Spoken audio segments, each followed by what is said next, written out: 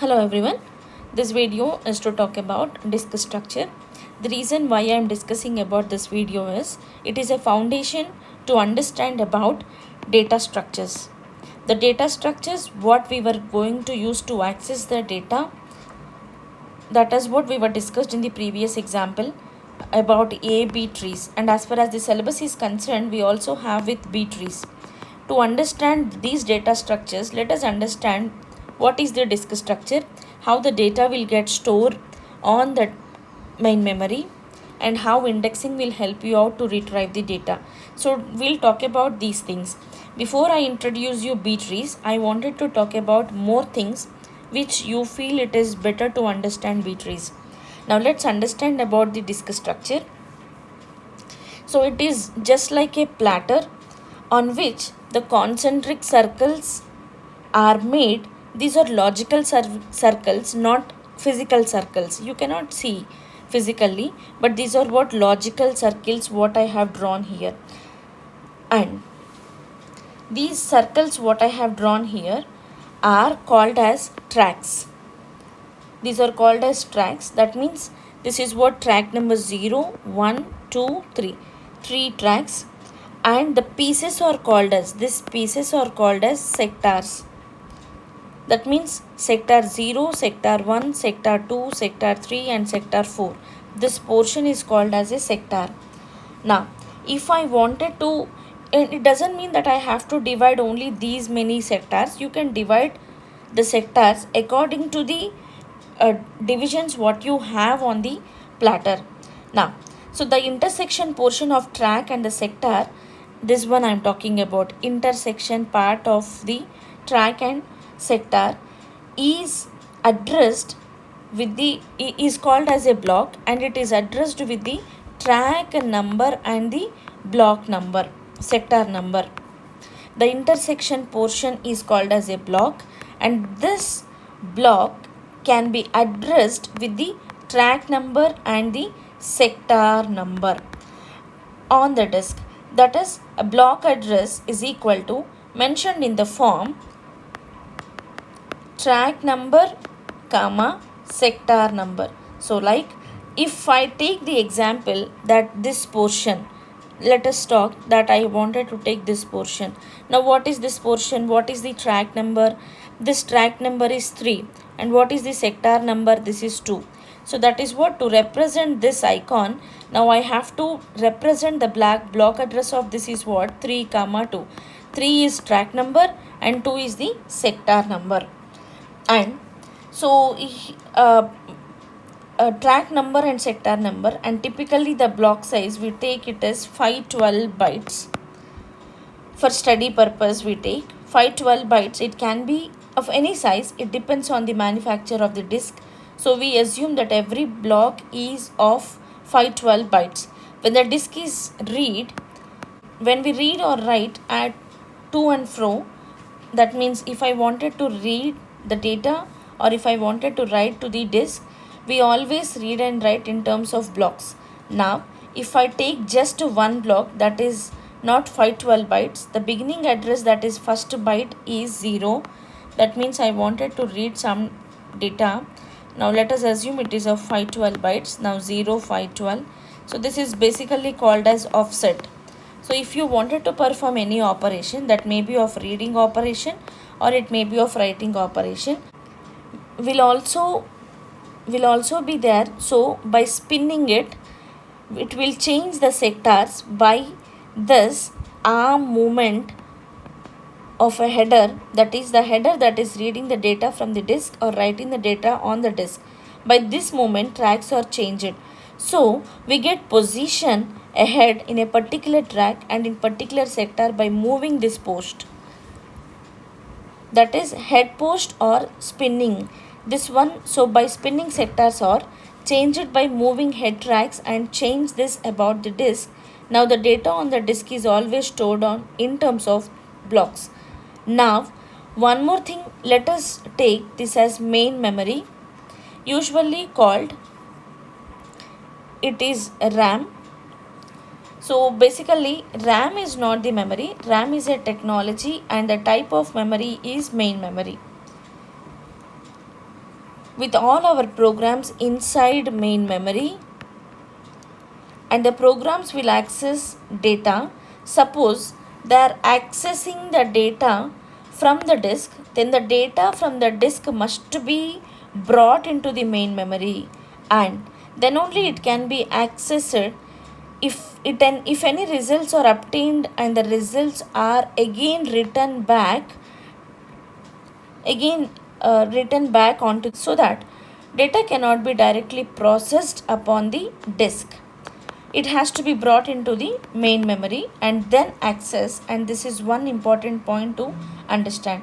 One more point I have to discuss over here, that is organizing the data inside the main memory that is directly useful by the program is called as data structures, and organizing the data on the disk efficiently, which is useful to retrieve it, that is what database. Now this is what we were discussed in detail in the previous video, that is how search engines will be maintaining the dictionaries and how you need to have a data structures to organize it. So you are working with database, you are working with what? Data structure also. So the disk efficiently so that it can be easily utilized, that is database. So study of these methods or the approach used to storing the data in an efficient way, there are on the disk all about DBMS. Now designing, organizing everything. Now here study on this one is data structure. Now let us move on to the next, how data is stored on the disk. Now let us know how the data is organized on the disk in the form of database. Now I am going to give an example so you can understand this example in better way, that I am using some database table. Now this database table is having some columns and some rows. Let us say that there are 100 rows and 100 records, and the data is stored on the disk in the form of blocks. So we have taking the block size, which is 512 bytes. Now this table is what the structure is given here, then a more number of fields I am not showing them here. So the fields are what? Employee ID, employee name, department, section, add. So total number of fields are required 128 bytes. So now 128 bytes is means each row is 128 bytes, because each row is having all these details. So when we wanted to store the table on the database, then in each block how many rows can be stored, that is how many records can be stored. So number of records per block, so the block size is 512. That means 512 by 128 is equal to 4.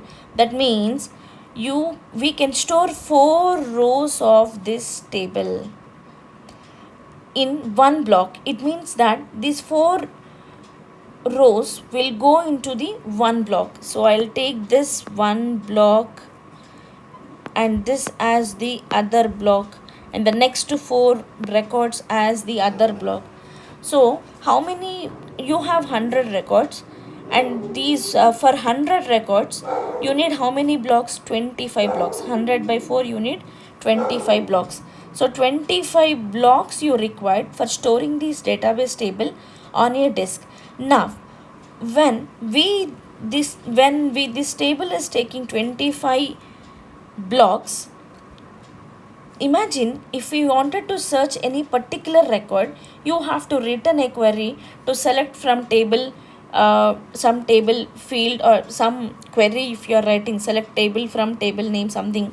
If you are giving that kind of query, you have to go through with all the blocks to search, correct? So accessing of 25 blocks, so number of block access is more 25, because the record may be present anywhere. We don't know where the record is present, so we have to search in the table. So for that at most 25 blocks we have to access. We can access block by block and check for that particular record which we were looking.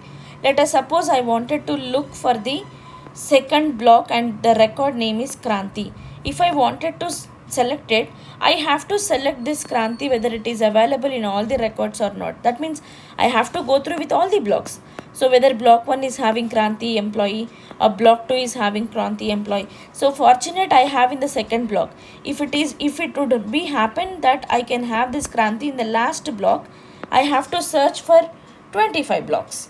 So how I have to reduce this time? So I can reduce this time by taking the indexing. Now how indexing will be a solution for this problem? So indexing is what we will be keep record of pointer. We'll keep record of pointer. Now like something like this. So we will be having employee ID and pointer. This pointer will not point to the each of the record. It will point to the each block. So how many employee IDs you have? Employee IDs of 10 size we were seeing, and pointers I am taking 6 size. That means 16 bytes. So number of entries per block, where the block size is 512, that means 32. Number of entries per block is 32. So I have only 100 entries. 100 by 32, 3.2. That means 3 plus 1 blocks to store index. That is 4 blocks. 4 blocks is to store your record or table, and 1 block is required to store indexing. That means total 5 blocks we need to store the 100 records of information on the disk. So this is about how your disk structure will be works. Disk structure will works in